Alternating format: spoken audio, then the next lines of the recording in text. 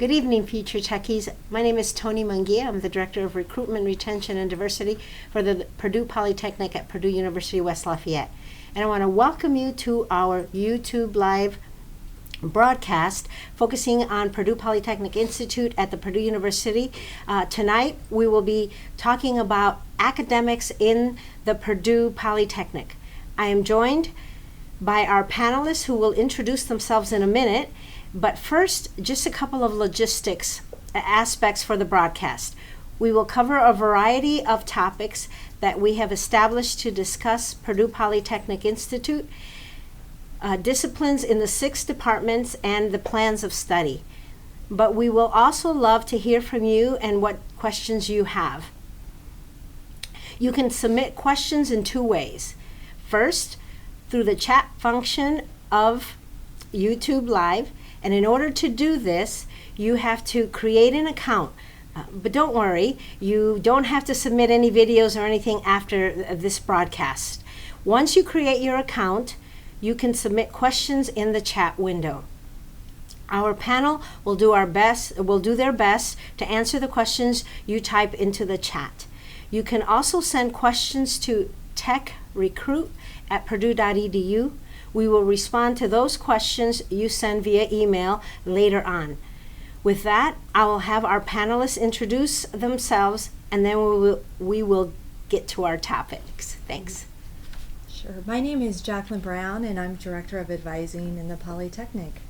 My name is Rachel Kelly. I am an academic advisor for construction management technology. So the first topic that we have is AP credit and dual credit. I know that a lot of students today are taking dual credit and AP credit classes, and they want to know a little bit about how those credits will transfer. Do they have that credit automatically? Do they have to take do they have to have certain AP scores? Does that mean that they don't have to take foundational courses like English or math? And how will it all work? So AP credit, when students receive AP credit, it'll be sent to Purdue, and Purdue will process a student's AP credit, and it'll show up on their academic transcripts so academic advisors can see if a student has AP credit. Students have to get a certain score in different subject areas in order to receive AP credit from Purdue. In addition to that, with the scores, some of the scores might come in directly as, say, for example, like your English composition course, and you'll get credit for, say, English 106. That will complete your requirement. But there are some scores that you can get, and the credit's going to come in as, say, like an English 1XXXX. In that case, you do get 3 credits for the course, but it does not complete the requirement for graduation. So I do have some students who do get confused with that a little bit. I do see sometimes math or science scores that will come in that way. But it does still get you the credit, which is nice, but at the same time, and that's more with AP credit, but you just want to get probably more toward the 4 or 5 scores to get the actual requirement completed. How about dual credit? Is that Dual any different? credit comes in as a grade if it's the Purdue related type of course. So if it's dual credit and it's a grade, then it should come in as directly as a course number. And if students have dual credit, then you want to go to the institution where the credit was issued and have that credit sent to credit evaluation at Purdue. If it's sent electronically, it could just be sent to admissions@purdue.edu. It's very easy to send it over that way. Okay, great, thank you. So when students accept their offer to Purdue, then they have to register for something that we call STAR. And STAR is, I think, Summer Transition Advising and Registration or something like that. And then there's also the V-STAR, which is an option that I think some students have. Do I have to come in the summer is a question that I get asked often. Every summer 4-STAR, do I have to, will I get into all of my classes when I register if I come for STAR? How will that work? Sure. STAR is required for all students. However, we do have international students that are not able to come to Purdue during STAR, and there are certain exceptions. They have to fill out an application for an exception. And that's through our student success office. I believe it's still through student success. And we encourage students to come to STAR. V-STAR is really designed for students that can't participate in STAR. So if you are an international student, if you are a student that lives in California, for example, and you're just not able to come to STAR, you might be able to get an exception and you would be a V-STAR student. Okay. So what happens in STAR? A big part of it is you're going to go through several meetings throughout the day. So first you might start off with a university-wide gathering where they're going to start off telling you what you're going to do for the day. And then you're going to transition to your college meetings, and then your college is going to explain more information about the college itself. And then you're going to break off into other meetings throughout the day. So part of that is advising, where you're going to work with advisors for your major, and then they're going to help you understand what requirements you need to have, what would you need your first semester, and answer any other questions you might have. There's also going to be some time in a computer lab where you're going to choose the courses that you're going to need for the fall semester. And there's many other opportunities to meet with other areas on campus, say like Honors College or different resource centers we have. There's quite a bit that happens that day. It's a full day from about, I would say, 7:30 to 5-ish, just depending on what all you do. It's a fun day too. A follow-up question about the AP and dual credit. I think one of you mentioned credit evaluation and admissions. They want to know what the difference is between sending to admissions and credit evaluation for the college transcripts. Okay, so credit evaluation is actually located in Schliemann Hall, where the Office of Admissions is located. So if you send the credit to Schliemann Hall, it will get to credit evaluation. Yeah, I think so. Okay. All right. What about learning communities? How do they work? Do I have to live in a certain residence hall if I want to, be part of a learning community? How many classes are associated with the learning communities, and how do those classes get on your plan? On your plan, exactly, and when you come in for registration. I could use construction management, their learning community, as an example. So our students who choose the learning community, for ours, we only accept 20 each year. So that would just be for the fall semester. And what we have you register for, or actually you're pre-registered for it before you actually get here, is your first construction course, which is CM 100, and then a CGT, it's a construction graphics course called CGT 164. Those two courses, everybody who is in that learning community will be in those same two courses at the same time. Even their lab time for the construction graphics is only those students in the learning community. That part is nice because you're going to have a lot of students who get to know each other really well. They're together in the same classes. They start to make friends, and they might make study groups. And when you start talking about like the living options, for us it is optional. There are some learning communities that might have a required live-in portion of it. But in ours, it's optional, so there's a certain residence hall, and it's within the same hallway. They would put them together, so your roommate might actually be somebody in your own major in that learning community, or somebody, if they didn't have a direct match for that, it might be somebody else still in that same similar area. So that could be a benefit too, to be living with people who are in the same classes as you in the same major. And then on top of that, there might be additional things that learning community might do together. So say, for example, for ours is they always meet once a week for either lunch or dinner. And then sometimes they might have like a game night where they all get together and do stuff. We just try to make it a nice social area where they can get to know each other. And plus, one advisor and one professor are at all of those meetings with them, so that way if they have additional questions, they're there to answer them for them. And I was just going to say that learning communities are not required, but it's a great opportunity to get connected with other students that have a similar interest, and it's another way of getting connected with faculty and staff. We have learning communities in all of our departments, And our Women in Technology Learning Community has a living component attached to it, and I believe that that's the only learning community that has a living component attached to it. Yes. Our Women in Technology Learning Community and our Technology Leadership and Innovation community partnered together, and we did quite a few outside activities that were a lot of fun. We went to Wolf Park. We had a game night. I'm trying to think of what all we did. We did a lot of That maze. We did a corn maze, so we did an activity at least once a month, which was a lot of fun, and the students really enjoyed getting connected with other students from other communities. A couple of follow-up questions. First, the one with the college transcripts to get accepted, do we have to send them again if they've already sent them, even if they've been admitted and they've already sent the college transcript? They don't have to send them again. It's already with their with their record.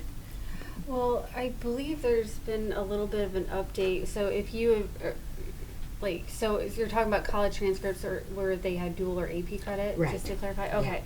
If it has been sent and there has been no recent courses added onto it, then that one send is fine. But if you get new grades for new courses after that, you're going to have to send a second time. Okay. Another viewer asked about transitioning between colleges. They want to know how the KOTO process works. If a student decides that they want to change their major or whatever, how does that process work between colleges and between, departments? Like, for example, if they're in the Polytechnic and they want to switch to engineering or so forth. In that case, it really depends on what program you want to go into. We do have a web page. I don't know it off the top of my head, but there is a web page that has all the KOTO requirements on it for each major. And first it separates by college, and then it separates by major. So there are a lot of majors out there that might just require you to not be on probation. Or it might have one class that you have to complete at a certain grade in order to complete that KOTO process. But there are other areas, like say first year engineering. It can take you 1 or 2 semesters of completing a very specific number of courses at a specific grade and GPA in order to get in. So there can be some difficulties in some areas to get in. Usually I would say engineering and Cranert would probably be some of the harder ones. There might be a few other programs. Computer science is very difficult as well. Yeah, there's a few of them that it does take a while to get in. So in that case, what you would do is stay in your current program, and then you would work with your advisor to figure out what courses you would need to successfully switch over to the other program. Go ahead. I was going to say the KOTO website is pretty clear on their requirements. Mm-hmm. And so, for example, as Rachel was saying, with engineering, you have to watch a video and you have some specific things you have to do. And after you do those things, you can meet with an academic advisor from that location and talk to them and ask them additional questions that you may have about the program.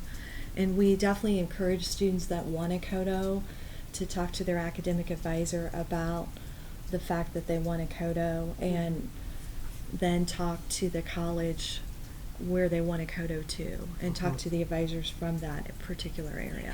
Yeah, I know that the engineering KOTO website is very clear. I think they have to have a minimum of a 3.2 GPA, and there's certain courses that they have to take, but that's all listed on the engineering website. Yes. Once admitted, when can I change my major? Is there a certain time? Do they have to be here a certain amount of semesters, or does it matter? They need to have a GPA, so they need to have, they can begin the KOTO process the second semester of their freshman year. So they have to have a GPA first before they can start that process. Okay. All right. Another questions is, how does advising and how do classes work? So how do I register for classes every semester? Will I have to have the same advisor all 4 years? Do all the lectures have a lab associated with it? How are labs taught? But let's talk about the advising format. How does that usually work? Sure. All students are assigned an academic advisor, and we have the students work with the academic advisor over the next 4 years while they're in their specific program. Well, and that also, if you're staying in the same program, you would stay with the same advisors. So say if somebody started off with me in construction management and decided to switch to mechanical engineering technology, they would switch to a MET advisor, because we all specialize in our area and making sure we understand all the requirements and additional information beyond that. And then, like Jacqueline was saying, we would have you meet with the advisor. You're required to meet at least once a semester, but you are welcome to come in more than that. I do have students who come in and they want to work on their 4-year plan of study, or talk about what minors they want to take, or if they're having problems academically, they can come in and talk to me about that. So required at least once, but as many times as you need. Okay.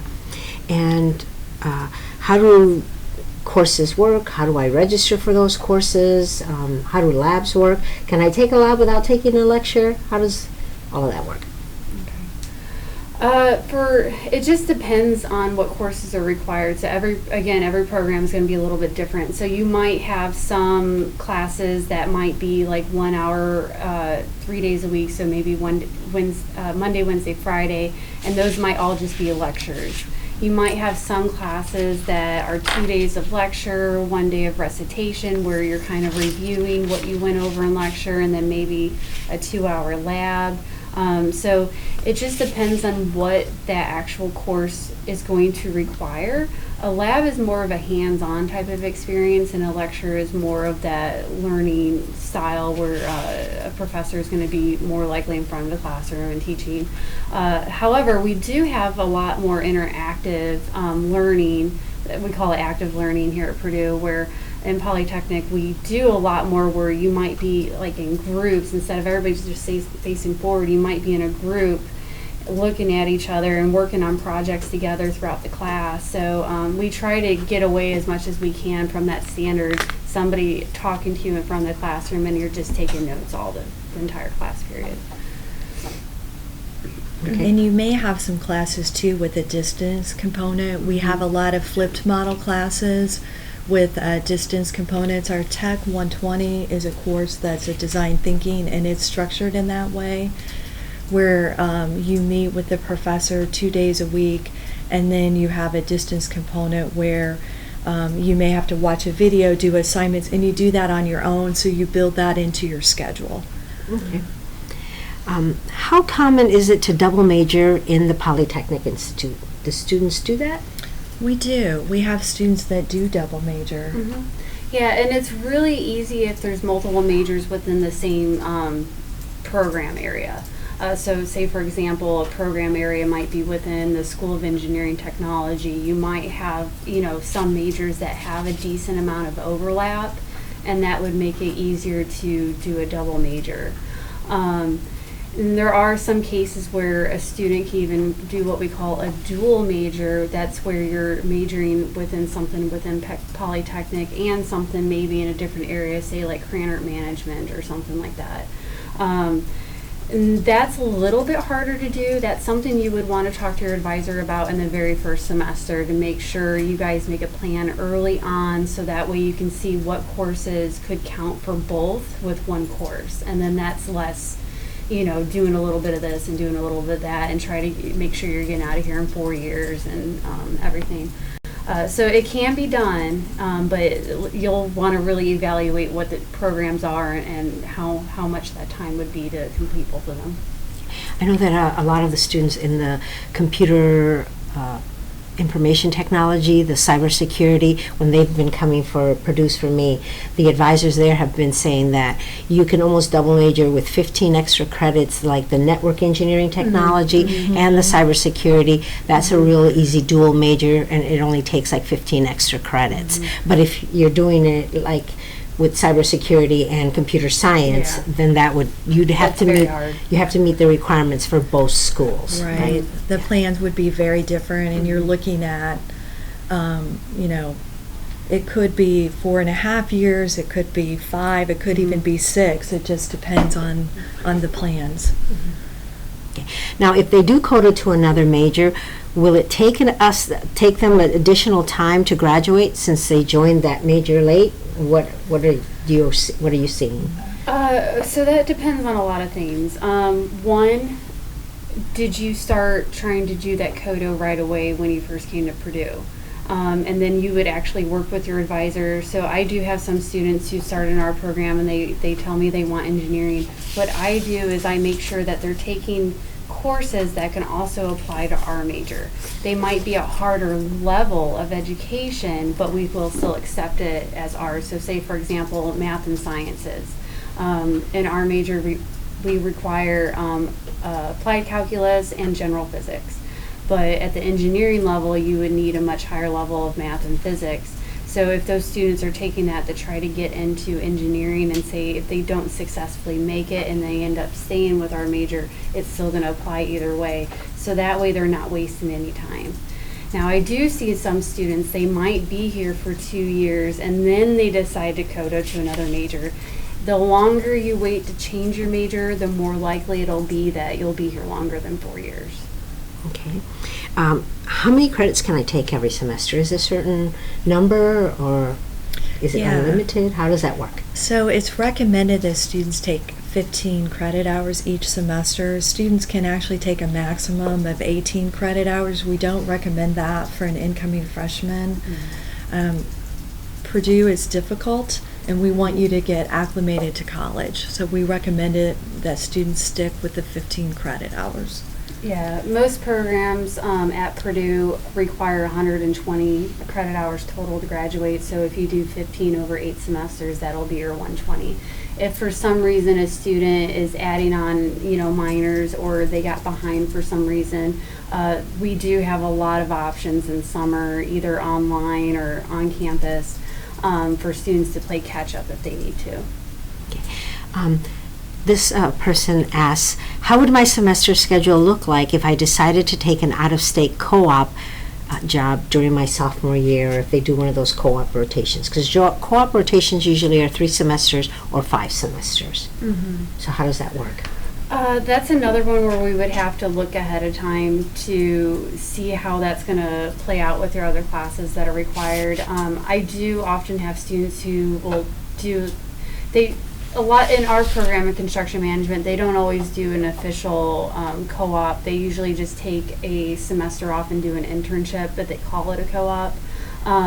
And we have ways where we can adjust their plan of study over the 4 years to make sure that they don't get behind, and it always works out.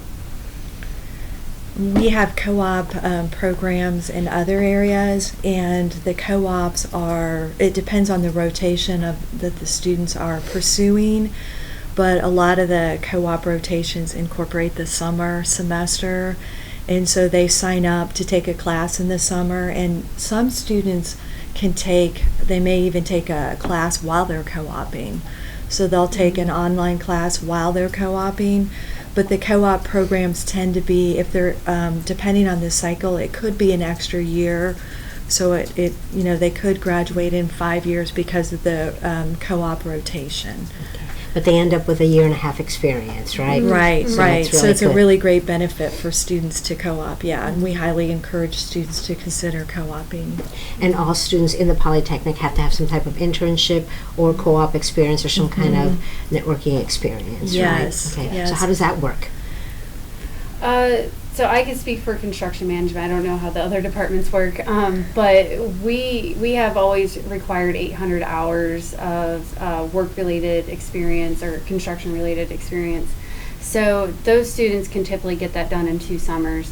And what they get they actually do get credit for that. So after they complete 400 hours, they get 1 credit by writing a short response to what they did and presenting it, and then after they reach the 800, they do the other 1 credit hour. So it's nice that they're getting credit and they're getting great work experience at the same time. Even though we only require the 800, we do have a lot of students who do way more than that. We're even offering a pre-freshman internship. This is going to be our 3rd year of having it, where students can actually work with one of our faculty members to find an internship close to their home that they get before they even come to Purdue, and they start getting that experience before they even start taking classes. So we easily have students with way more hours.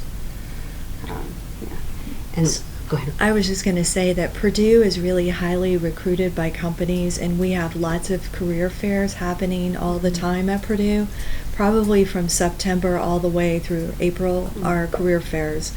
And so as academic advisors, we send information about opportunities to go to career fairs and dates and things like that. So we highly encourage students to go to the career fairs and talk to company representatives and look for opportunities for internships. Even as freshmen?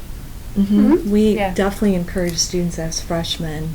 Yeah, we actually, in my area, our very first class that they take, they teach them how to handle the career fair. So we teach them how to dress, we work with them on their resumes, we do mock interviews, we do all kinds of stuff. We even do networking events with the companies before the career fair actually happens, so that way when they go to it, all the jitters are out, they're professionals, and then they go to the career fair every single semester while they're here. So by the time they graduate, they're professionals interviewing.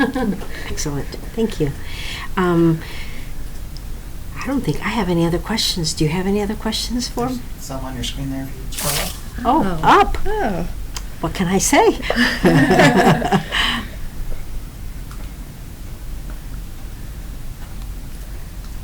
see them?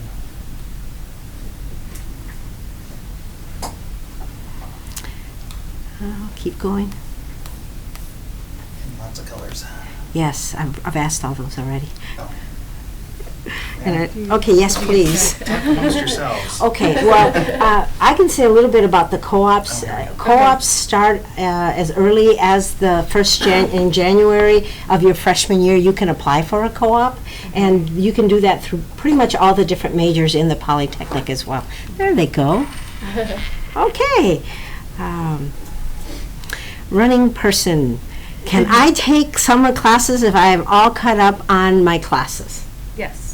Okay. Yeah, I always encourage, if you want to take summer classes, go for it. I know a lot of students that I have like to stay busy, so they're always taking extra courses.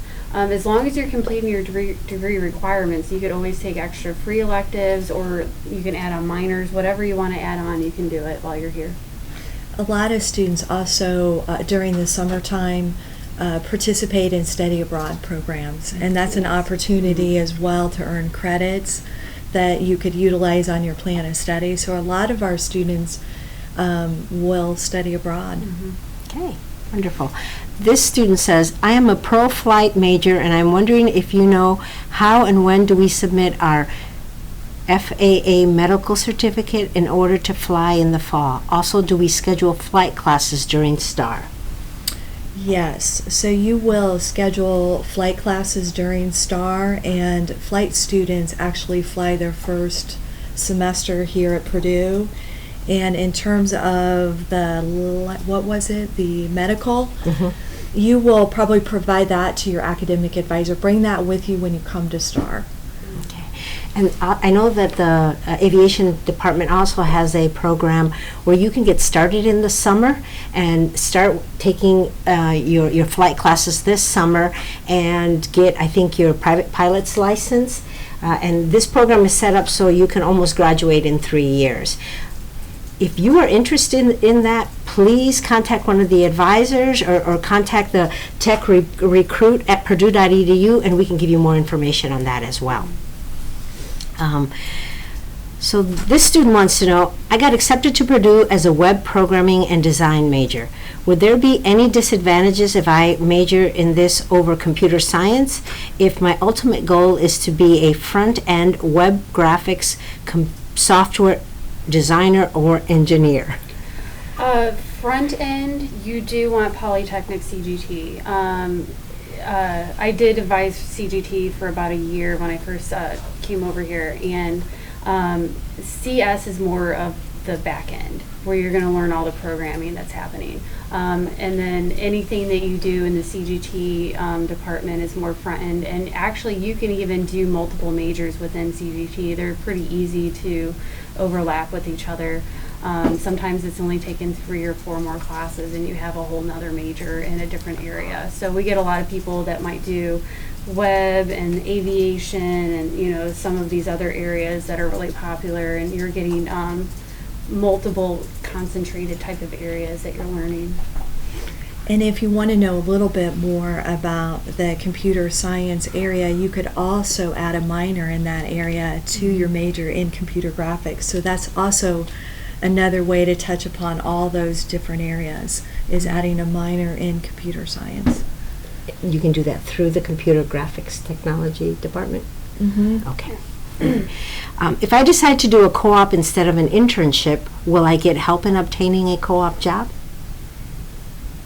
You should get a job. With the co-op program, it's designed so when you graduate from the co-op program that you would have a job already lined up. Yeah, usually when you do a co-op, they usually give you an offer, Mhm. unless the economy is bad or something like that. But Yeah. usually, Yeah. students doing co-ops usually get an offer from that company. It's the students that want to go on and see what else is available, so they'll go to the job fairs and just to see if something else is available for them. So, okay. With cybersecurity major, is it possible to do certificate for entrepreneurship and innovation? And would you please advise if it is a possibility to do it during the 4 years? And will that be an extra fee? Yeah, the entrepreneurship and innovation program is not. Do they mean an extra fee if it's beyond that? Right, yeah. So the entrepreneurship and innovation program is 15 credit hours, and you could probably do it within the major within computer and information technology. I don't know the entire plan of study, but a lot of our programs in Polytechnic have courses built in with entrepreneurship, and you may only have to add maybe 1 or 2 additional courses. So it wouldn't add really any additional time to your plan of study. To add on to that, so all of the Polytechnic majors have switched to now where we have a year-long capstone, and part of the entrepreneurship certificate is doing a capstone. So if you're getting at least 6 capstone credits, those 6 credits can go toward the certificate. Then you also need 6 credits of direct entrepreneurship courses. And then the last 3 credits is from one of the selective options they have on the list. And most plan of studies, they have something that would overlap with entrepreneurship and your major. So it's really easy to integrate that into your plan of study. Mm-hmm. Okay. This student wants to know, what's the difference between the computer science and the computer and information technology? And what are the differences in the possible future work that I can get into? Yeah, that's a good question. Okay. I'm not sure if I can answer that one. Yeah, Okay. I know I've heard the differences before, but I don't think I know it well enough to give that answer. Yeah, all I know is that our students are, it's kind of a cross between business and the developers, while computer science is probably more the coding, algorithms, and developers, where our students have a combination of both. Okay. Yeah. And jobs, again, students are applying for both types of jobs. Our students in the Purdue Polytechnic put on the computer roundtable every year.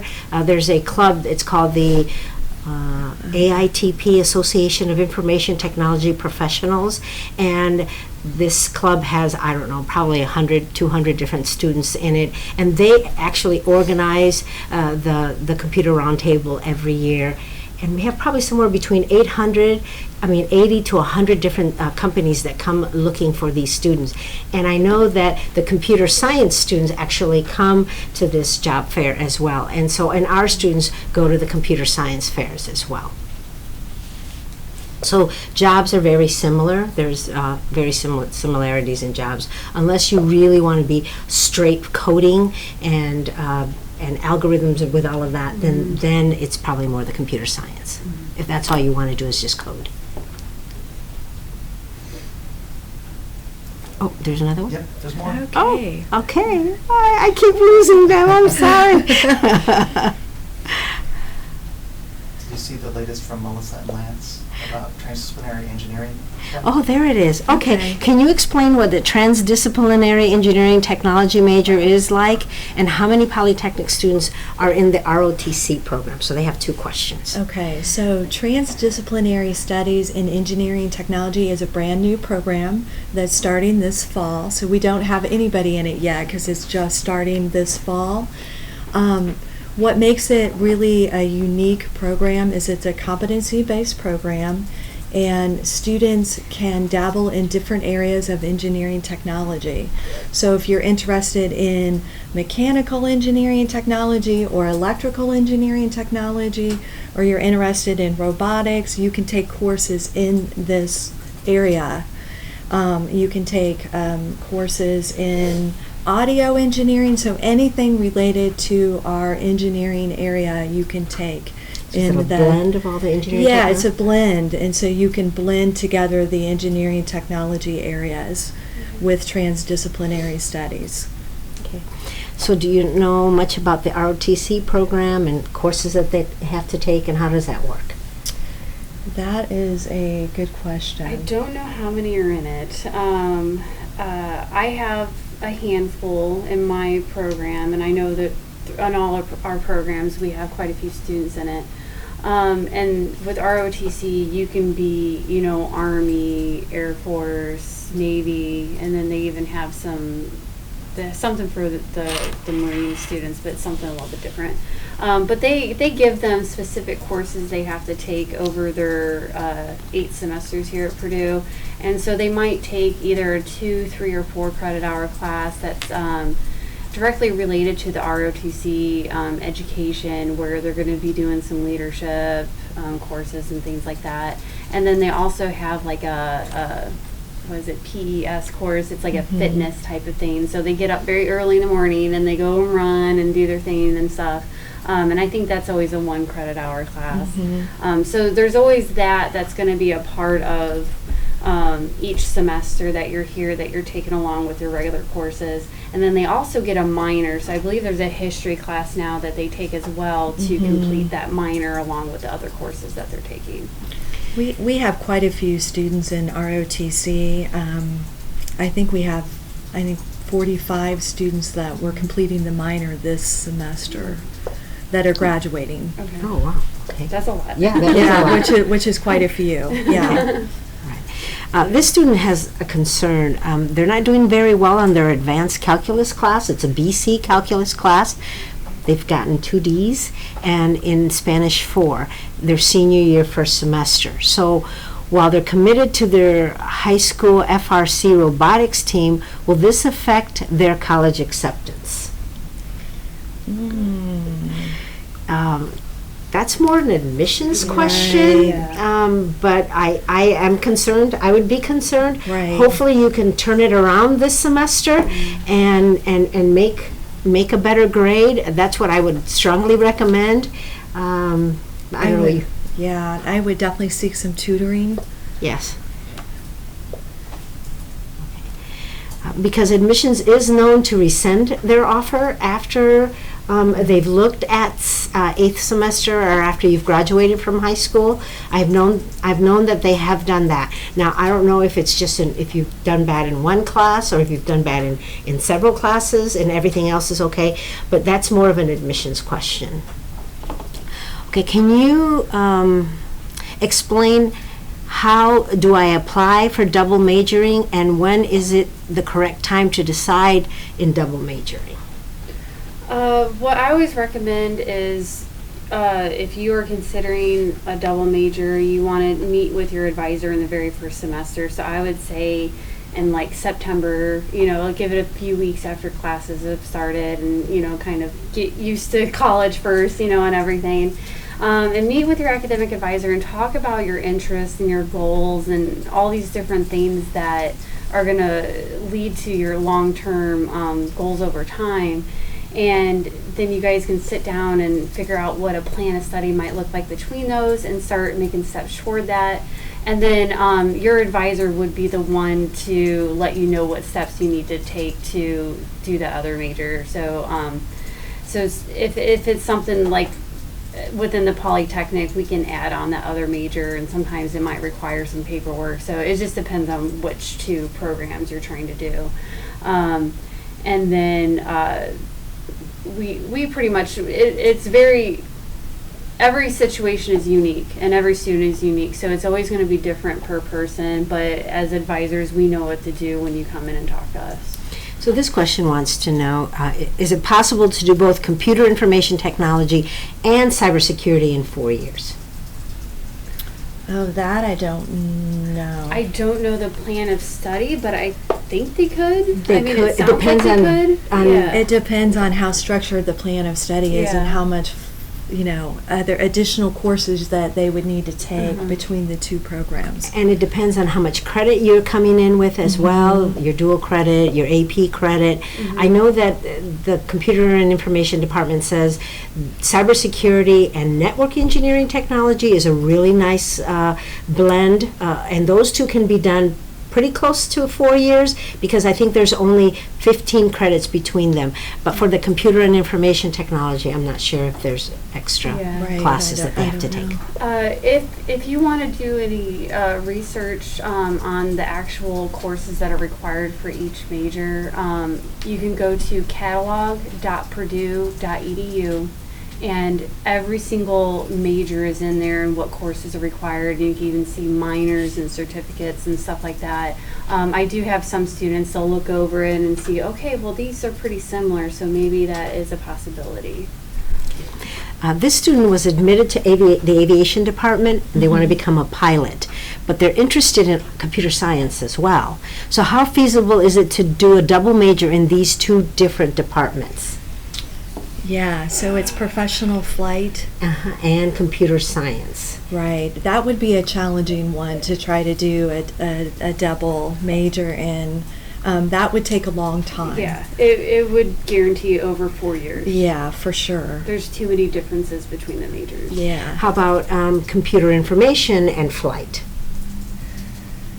Might be a little bit easier, you think, or no? That might be a little bit easier than CS. There might be a little bit more similarities, at least within general education courses and stuff like that. But I don't know about completing in 4 years. That would still be a Right. little bit of a struggle.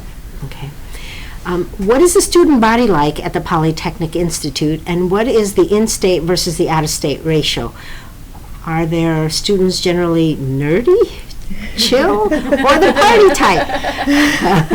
How are they compared to students in other colleges? We have the best students, that's all I can say. They're cool, they're gamers, they're involved in lots of student organizations. No, go ahead. Yeah. So what was the first part of that again, though? They want to know what the student body is like at the Polytechnic, and what's the in-state versus out-of-state ratio. Okay. Do you know the in-state versus out-of-state? Yeah, that's what I don't I'm thinking. know.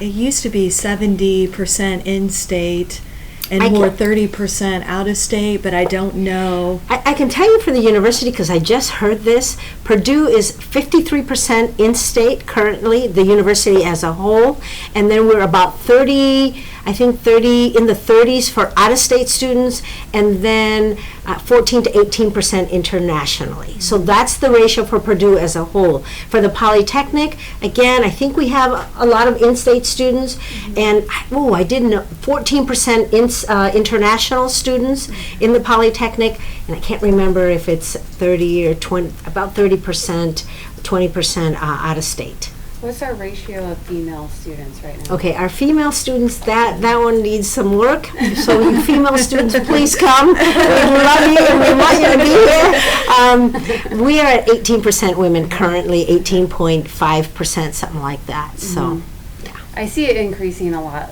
lately. Over the past couple of years, I've seen a huge increase. Yeah, like the computer graphics technology department, they're closer to 33% Yeah. women. It's our School of Engineering Technology. Yeah. That one is a little bit lower. Construction man is about 10%. We're growing. Yeah. Okay. But yeah, the type of student though, you're always going to have different types of student and different majors.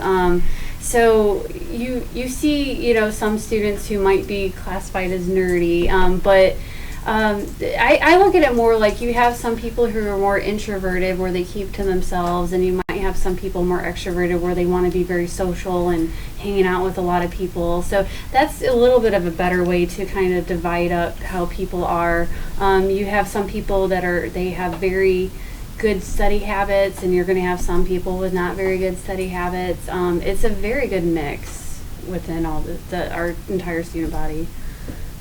Yeah. And we have lots of opportunities for students to get involved and get to know each other. And even one of the very first classes, our Tech 120 Design Thinking, we put students in groups and they do a project as freshmen right away from the start. And so it's a really a good opportunity to get to know other students and find your niche, find those that are more like you, find those that you want to hang out with, and the learning communities are really good for that as well.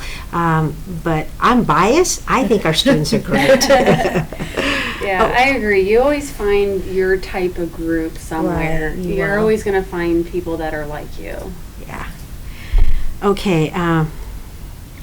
So it is 15 minutes before 8 o'clock, so we have time for a few more questions.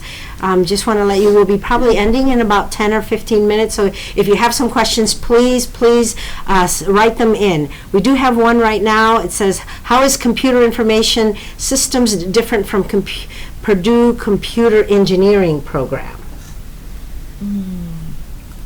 I think they're very hardware focused, aren't they? Yeah, the one thing with engineering, no matter what area it is, you're going to be more theory based. So that's where you're going to try to come up with more of the creation and the design and getting a lot of those things started. So whatever program it is, because I deal with a lot of students in either civil or the stuff like that, that's more construction related, and I see a lot of that in there where it's very theory based. You're going to take a lot of math and science classes, guaranteed.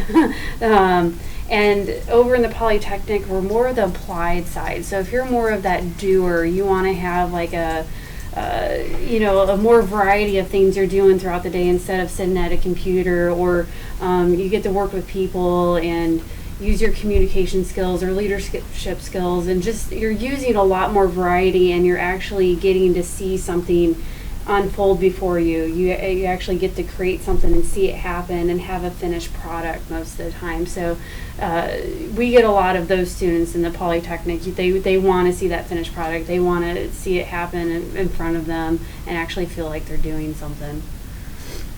And I just want to say that we get a lot of students from engineering, from computer science, that KOTO over to the Polytechnic. And we probably get more students from computer science and from computer engineering or from the College of Engineering KOTOing, which is switching over to the Polytechnic, than vice versa. I just want to put that out there as well.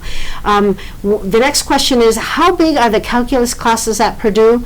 What kind of help could I get for calculus, since the calculus and math in general is one of my weakest subjects? Sure. There's a lot of support to help students in the math areas.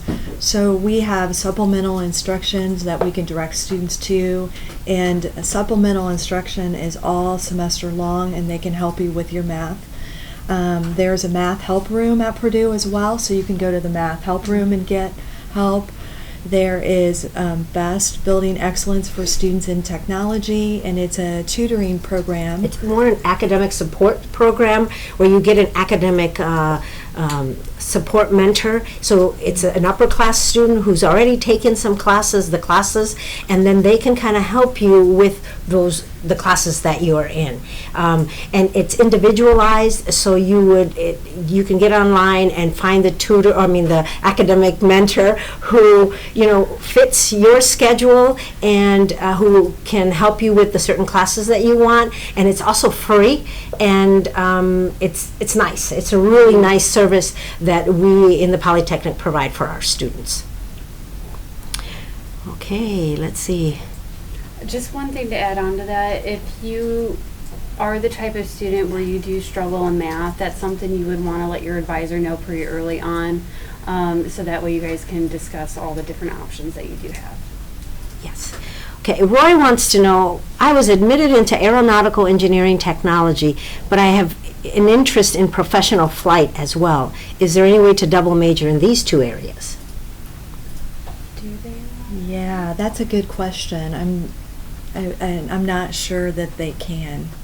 I don't know. Okay. That's a question probably for their advisors in aviation technology. The nice thing is that the aviation advisors would be the aeronautical engineering technology advisor as well as the professional flight advisor. So those folks do both majors.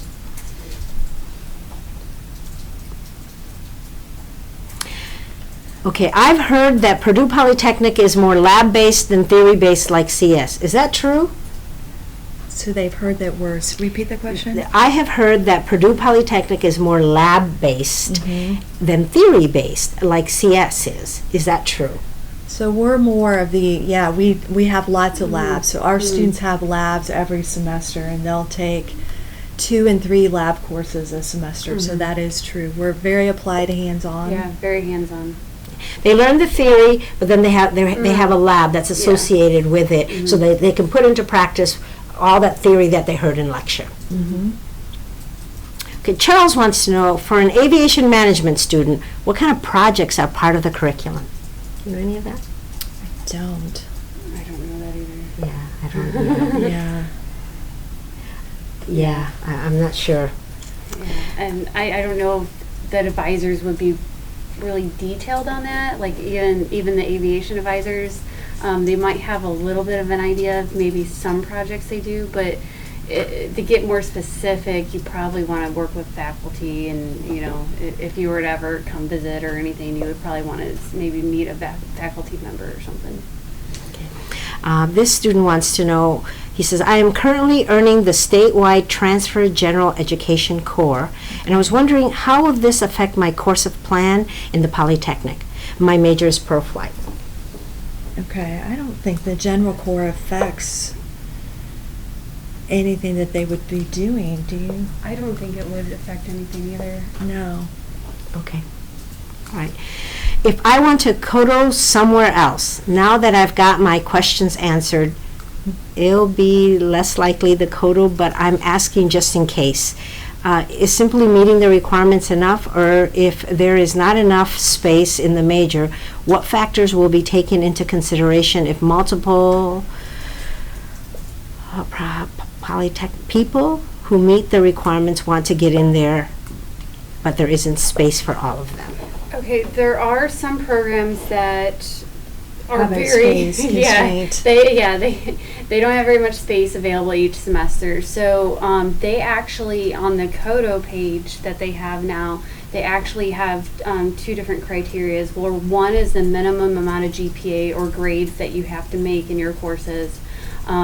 And then they'll also have another part where it'll say you have to have this much of a GPA or grade to be guaranteed a spot. So say, for example, CS and some other classes, you have to make an A to be guaranteed, but you might need a B to be considered. So, and same thing with some of the engineering programs and stuff like that. So you really want to make really good grades if you're going to try to KOTO into another program. I also know the recruiter, like for CS, and they have gotten so many applications this year that they said KOTOing into CS for next year is going to be very, very difficult. It's going to be very, very competitive. But I have a question here from a student who wants to know, he says, how about if I want to change from cybersecurity to computer information major? Is that an easy process? If you want to switch within? Yes, within, from cybersecurity to computer information.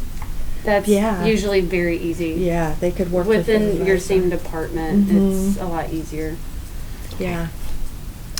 Well, let's see. I think we have about 5 more minutes left, and I have another question. Okay. Okay, I'm looking for it. It's coming. No, actually. No more questions? Did we answer all? You've all been complimented on how helpful you've been. Oh, wonderful. Well, thank you. Good.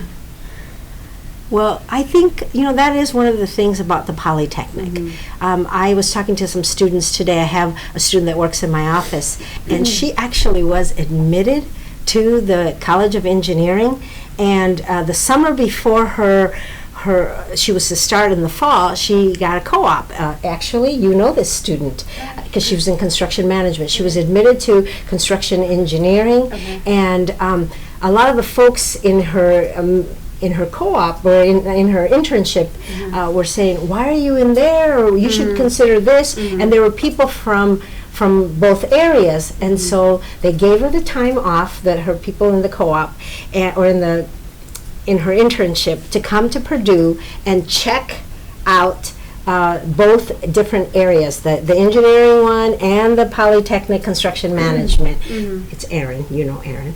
And she said that when she came here, she just loved the vibes and the way she was feeling when she came into the Polytechnic. Everyone was very friendly. I'm not saying that the other folks are not friendly. Please don't take that. But I'm saying she just had a really good feeling about the Polytechnic. She felt like it was a good fit for her, and that everyone cared about her and wanted what was best for her. And I can honestly say that I had a son that graduated from the Polytechnic. He did very well, and we talk to students all the time that I think are very happy here with us, and they think about switching but then end up staying because they find that it's a good fit for them. Yeah, that's a common one I come across, where they might be in engineering and they might be making excellent grades in those difficult courses, but when they go to that first internship, they're like, this isn't what I want to do for a living, and then they start considering other things, and they usually end up coming to us. Yeah, it's a good thing. Somebody wants to know about study abroad, and how long do people usually study abroad? What can they do, where can they go, and how does it work? Sure, there's lots of different options with study abroad, so you can go abroad for an entire semester if you'd like. We have study abroad opportunities over spring break. We have different study abroad opportunities throughout the summer. So it just depends on what you want to do. The spring break is usually, 9 or 10 days, and then the summer study abroads are usually a week or two. Yeah. Sometimes a little longer. Yeah, just summer can be a whole month as well. Yeah, they do a Maymester. So it just depends on the study abroad that you choose. And our students are going everywhere. They are going to Italy, Australia, they're going to Ireland, South America, they're going to China, all sorts of different places, yes. Yeah, South America. This person wants to know, do you award engineering degrees from Polytechnic? And the answer is we award engineering technology degrees. We have the School of Engineering Technology, and there are 4 degrees that you can earn through the Polytechnic. It is electrical engineering technology, a degree in manufacturing engineering technology, industrial engineering technology, and then there's mechanical engineering technology. Those are the 4 degrees. They're all Bachelor of Science degrees, and our students in engineering technology, are qualified for engineering jobs. We have companies, from your Caterpillars, your John Deere, your Boeing, your Lockheed Martin, and the list goes on. And most of the titles when our students graduate are mechanical engineer, electrical engineer. Those are the titles that our students are getting when they graduate, in the jobs that they're taking. The one main difference is if you want to take the PE test, that's the professional engineering exam, you would have to go through the College of Engineering. Now, that's not required for most jobs out there. So if there's a certain type of job you want to do, you'd probably want to research to see if it requires that PE. And if it does, then the engineering's the way you would want to go with that. But like I said, most of those jobs out there do not require that, and you can get those jobs with the engineering technology type. Right, and actually many engineering technology students can sit for the PE exam as well. They can. In 39 different states, they accept the engineering technology degree as well. I just know in our program they cannot. Okay, so, but no, they can. They can. There are certain classes, like the calculus classroom, but they can sit for the engineering tech for the PE exam as well. Okay. Yeah. Okay, it is 7:59, and Melissa. Okay, no. Is this the last question? It's an unrelated question, but coming from California, it is going to be quite a change adapting to the cold weather in Indiana. If I decide to attend, any tips to survive the cold winters? Well, you're definitely going to need a winter coat. Get lots of winter gear, a nice heavy coat, hat, scarf, gloves, you know, umbrellas. There's lots of raining that happens. Yes. And you'll just want to get in the habit of checking the weather when you get up in the morning to see what the weather's going to be like for that day. It's just a habit you get into when you're a student. But we do, on campus, we do have some tunnels between certain buildings, and you know, some of them aren't that far from each other. So, and we do have buses that go from the residence halls to campus, and they just keep looping around all day. Like every 10 minutes there's a bus going by. So there's ways to deal with the cold where you're not suffering in it too much. You'll love it. You get used to it. But I can enjoy nice winters and playing the snow and stuff. They sled down hills and stuff. For sure. For 2 more quick real questions, not just about the weather. All right, Sure. 2 more Okay. questions. Questions. I want Okay. to get them to you. There you go. Where are you? Okay, there it goes. Okay, if I do CNIT, which is Computer and Information Technology, will I be qualified as a software engineer or a programmer? I know the good titles as software engineers. I would say you would. Yeah. And what about mechanical engineering? Mechatronics. Oh, mechatronics engineering. What's the question? Will they be...